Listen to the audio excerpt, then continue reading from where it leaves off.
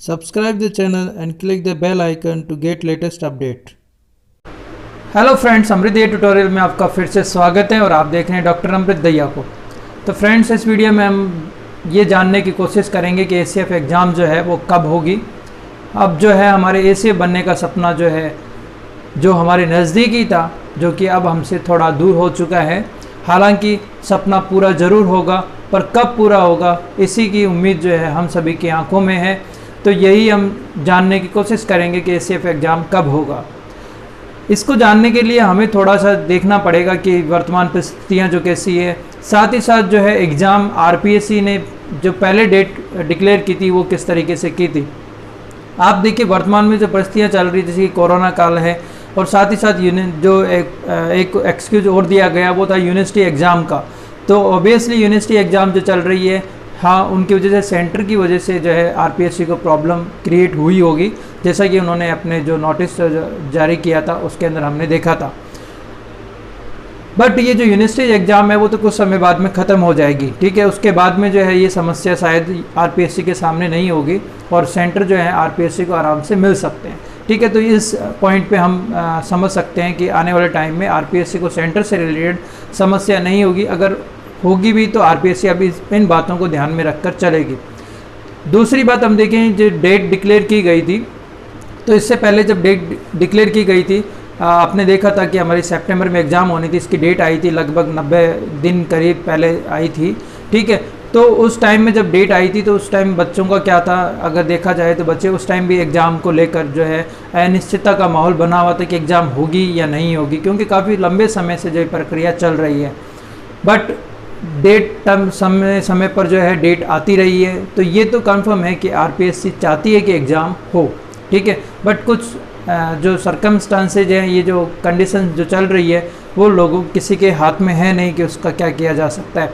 तो यही सब मिली जुली चीज़ें हैं, बट ये ज़रूर है कि एग्ज़ाम जो है वो होना है और होगा, ठीक है। तो इसमें देखिए अब क्या है कि एक हम कंक्लूजन देखते हैं कि एग्ज़ाम कब होगा, ठीक है। तो इसमें क्या होता है कि स्लॉट फ्री होने चाहिए आरपीएससी के पास में। तो इसमें जो है आरपीएससी ये सोच रही है कि या तो ये आरपीएस एग्ज़ाम जो है नवंबर में कंडक्ट करवाई जा सकती है, ठीक है। बट नवंबर में होने के चांसेस कम हैं, क्योंकि अगर डेट आती भी है तो उसके बाद में कुछ समय जो है बच्चों को देना ज़रूरी होता है, ठीक है। तो ये मान के चलिए कि डेट आने के बाद में भी आपको एक अमूमन जो है 45-50 दिन का समय जो होता है वो मिल जाएगा, ठीक है। दूसरी हम देखें कि अगर ये एग्ज़ाम नवंबर में नहीं होती है तो दिसंबर में आपको हो सकता है कि दिसंबर में एग्ज़ाम हो, और अगर दिसंबर में भी नहीं होती है तो फरवरी तक एग्ज़ाम होने के चांसेस 100% रहेंगे, ठीक है। तो ये तो रहा कि कुछ एक आइडिया, जनरल आइडिया कि एग्ज़ाम कब तक हो सकती है। बट एक रेंज है हमारे पास में कि जो है दिसंबर या फरवरी तक एग्ज़ाम जो है आपकी हो सकती है, ठीक है। अब जो है एग्ज़ाम का ये जो पैटर्न रहेगा कि कब होगी, तो इसमें ये मान के चलिए कि आपको अपनी प्रिपरेशन के लिए, क्योंकि इतना लंबा सिलेबस है, उसमें आपको रिवीजन भी करना होता है, तो सब चीज़ें जिनकी बच्चों की तैयारी हो चुकी है उनके लिए तो ये कम टाइम है, ज़रूरी नहीं है इतना, उन्हें टाइम की आवश्यकता नहीं है। पर जिनकी तैयारी नहीं है उनके लिए एक अच्छा मौका हो जाता है, ठीक है। वो हम चीज़ें बाद में देखेंगे कैसे क्या करना है, पर हम ये मान सकते हैं कि हम डेट के अगर कंक्लूजन में निकले कि एग्ज़ाम कब होगी, तो ये एग्ज़ाम जो है इसी तरीके से या तो दिसंबर तक हो सकती है, नहीं तो आपको फरवरी तक का इसका इंतज़ार करना पड़ सकता है, ठीक है। तो ये एग्ज़ाम रहेगी, और जल्दी हो जाती है तो हम सभी के लिए अच्छा ही है कि एग्ज़ाम जल्दी हो गई है, ठीक है।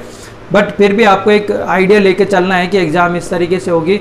फरवरी ना सोचें, आप यही सोच के चलें कि नवंबर लास्ट में या दिसंबर स्टार्टिंग में आपका एग्ज़ाम हो जाएगा, ठीक है। तो एग्ज़ाम की डेट वहाँ तक आ सकती है, तो इसके लिए आपको तैयार रहना है, ठीक है। तो ऐसा नहीं है कि एग्ज़ाम होगी नहीं तो आप सब कुछ चीज़ें छोड़ दें और मन में निराशा रख लें, तो ऐसा आपको नहीं करना है। आपको जो है तैयारी के लिए लगे रहना है, और तैयारी के लिए आपको अपना जो है जैसे कि आपका स्केड्यूल बना हुआ है कि भाई हमें किस तरीके से प्रिपरेशन करनी है, तो वो आप उस पर कंटिन्यू रहिए, ठीक है। अब देखिए एग्ज़ाम का डेट का तो हमें थोड़ा आइडिया लगा है इस बात से कि कब तक हो सकती है। अब देखिए दूसरी बात है कि अब हमें करना क्या चाहिए, ठीक है। कि जिन हम ये दो बच्चों को, दो तरह के बच्चे यहाँ पर देख सकते हैं, एस्पिरेंट जो हैं उन्हें 2 पार्ट्स में डिवाइड करके देख सकते हैं कि एक तो ऐसे हैं जिनकी प्रिपरेशन बहुत अच्छी थी, ठीक है, तो उनके लिए क्या है, जिनकी प्रिपरेशन बहुत अच्छी है वो उनको क्या करना चाहिए, उनको जो है रिवीजन करने चाहिए। मल्टीपल रिवीजन करने से क्या होता है, कॉन्सेप्ट्स में क्लैरिटी आती है और जो है पेपर अटेम्प्ट करने की स्पीड भी बढ़ती है और एक्यूरेसी भी बढ़ती है। तो वो चीज़ें आपको करनी है, मल्टीपल रिवीजन करने, ठीक है, ताकि आपकी एक्यूरेसी बढ़े और आपके जो आने वाले टाइम जो रिजल्ट्स है उसमें भी इम्प्रूव हो। बट ये नहीं करना है कि मेरी तो प्रिपरेशन हो चुकी है, अब मैं आराम से थोड़ा डिले कर लेता हूँ या कुछ इस तरीके से, ये नहीं करना है। इसमें देखिए एक जनरल ट्रेंड बताता हूँ कि होता क्या है। आपने और भी एग्ज़ाम देखी होगी, जैसे आरएस की एग्ज़ाम होती है तो उनकी भी डेट होती है, फिर पोस्टपोन हो जाती है, फिर कुछ टाइम बाद में होती है।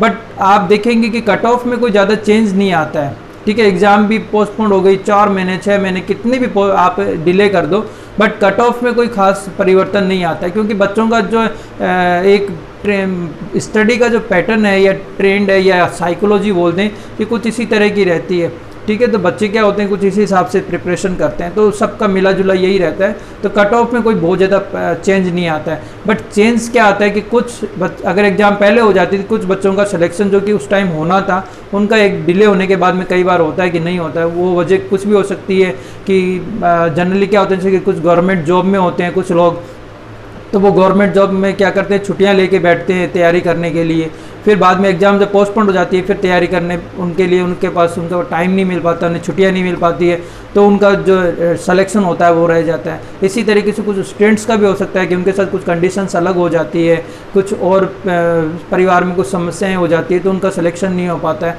तो कट ऑफ तो वही रहता है, ठीक है, ज़्यादा कोई चेंज नहीं आता।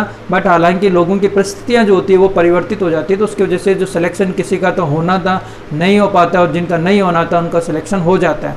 तो इसमें मेन आपको ध्यान यही रखना है कि अगर आप प्रिपरेशन आपकी अच्छी है तो आप उसकी होल्डिंग बनाए रखें, चाहे आप स्टूडेंट्स के तौर पे प्रिपरेशन कर रहे हैं या गवर्नमेंट जॉब में भी हैं, तो भी आप जो है अपनी जो कमांड है सब्जेक्ट पे बना के रखें और इससे जो है लूज़ ना छोड़ें कि भाई ठीक है अब तो एग्ज़ाम पता नहीं कब होगी। कंटिन्यू जो है प्रिपरेशन करते रहें, ठीक है। तो ये तो है जिनकी प्रिपरेशन हो चुकी थी उनके लिए है, ठीक है, और उन्हें बिल्कुल भी निराश नहीं होना है। एग्ज़ाम होगी और एग्ज़ाम 100% ही होगी, क्योंकि गवर्नमेंट चाहती है कि एग्ज़ाम हो।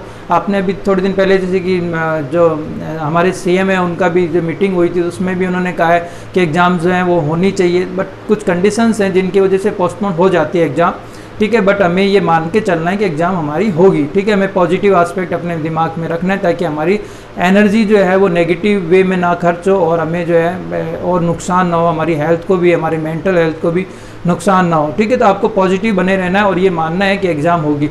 और आपने ये भी मोटिवेशन रखना है कि जब तक लक्ष्य की प्राप्ति नहीं हो जाती इंसान को रुकना नहीं चाहिए, जैसे कि हम कोट भी सुनते हैं, ठीक है। तो इसमें आपको प्रिपरेशन करते रहना है। दूसरी बात है ऐसे बच्चे जिनकी प्रिपरेशन नहीं थी, क्योंकि मैंने देखा है कि मैं जैसे कि टेस्ट सीरीज मैंने लॉन्च की थी तो उस समय कुछ बच्चे जैसे कि एग्ज़ाम टाइम में आए उस टाइम, तो वो कहते कि अब तो हमारी प्रिपरेशन ही नहीं है, हमारे पास इतना टाइम ही नहीं है, हम इतना पढ़ ही नहीं सकते। तो इस तरह के भी एस्पिरेंट्स होते हैं।